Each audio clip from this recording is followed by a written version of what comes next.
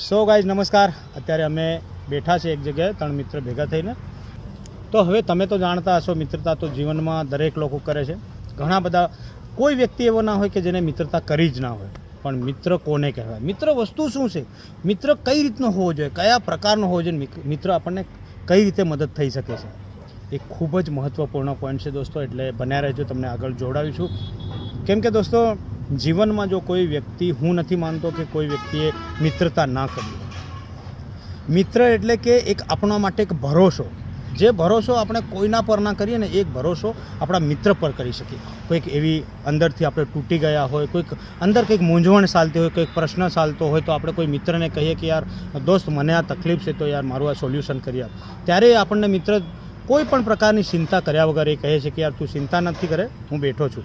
કદાચ આપણી કોઈ ટેન્શન હોય, કોઈ પ્રોબ્લેમ હોય, કોઈ પણ પ્રકારની, ફાઇનાન્શિયલી, આર્થિક, સામાજિક, કોઈ પણ એની ટાઈપ ગમે તે પ્રોબ્લેમમાં આપણો સાથ આપે ને, એને મિત્ર કહેવાય। અને સૌ પ્રથમ તો ખાસ વાત એ છે કે કોઈ જગ્યાએ તમે ભીડાઈ ગયા છો, કોઈ જગ્યાએ તમે ફસાઈ ગયા છો, કોઈ જગ્યાએ છો અને તકલીફમાં છો, અને તમે એક કોલ કરો કે યાર ભાઈબંધ હું આ જગ્યાએ છું ને મારી ગાડીમાં પેટ્રોલ પૂરું થઈ ગયું છે, તો એ વ્યક્તિ મિત્ર એવો આપણો દિલથી જો કોઈ મિત્ર હોય ને, તો એ વિચાર ના કરે કે યાર હું જાઉં કે નહીં જાઉં, કેટલા વાગ્યા, કેટલો સમય થયો, અત્યારે મને ચિંતા થાય કે યાર આટલા વાગે કેમ જાઉં।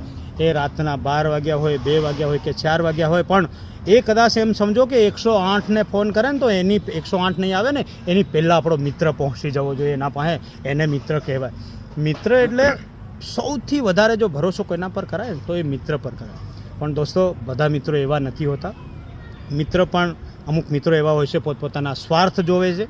કોઈક વ્યક્તિ, કોઈક મિત્ર આપણો હોય કે આપણા સાથે ફરતો તો હોય, પણ દિલથી એ મિત્ર આપણને માનતો ના હોય, દિલથી તે કદાચ કંઈક ને કંઈક સ્વાર્થ માટે પણ ફરતા હોય, એવા પણ મિત્ર હોય। તો મિત્ર કોને કહેવાય, મિત્રને ઓળખવો એ ખૂબ જ મહત્ત્વપૂર્ણ પોઈન્ટ છે દોસ્તો। એટલે તમે પણ તમારા જીવનમાં મિત્ર રાખ્યા હશે, તમારા પાસે મિત્ર છે, તો એ કેવો મિત્ર છે ને, એ કમેન્ટ જરૂરથી કરજો।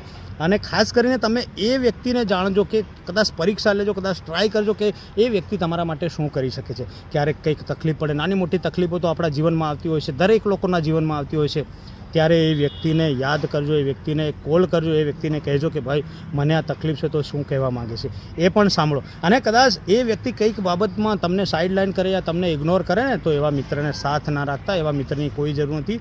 કેમ કે મિત્ર આપણે એટલે રાખીએ છીએ કે ગમે ત્યારે કોઈ પણ કન્ડિશનમાં આપણી સાથે ઊભો રહે, આપણને સમજે, જે આપણે આખી દુનિયા ના સમજે ને, એ જ આપણને એ મિત્ર આપણો સમજી શકે, એવો મિત્ર હોવો જોઈએ।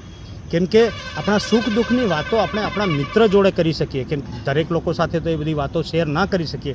એટલે દોસ્તો, મિત્ર વિશે મારે ઘણું બધું બોલવું હોય તો હું ઘણું બધું બોલી શકું છું, પણ આજનો ટોપિક આટલો જ કહેવું છે। તમે કમેન્ટ કરજો કે તમારા પાસે મિત્ર કેવો છે, તમે મિત્રતા કેવી રાખો છો, અને સામેવાળો તમારો મિત્ર તમને શું સમજે છે, તમારા દિલની ભાવનાને સમજે, તમને સમજી શકે, એ કયા પ્રકારનો મિત્ર છે ને, એ કમેન્ટ જરૂરથી કરજો મિત્રો। Bye bye.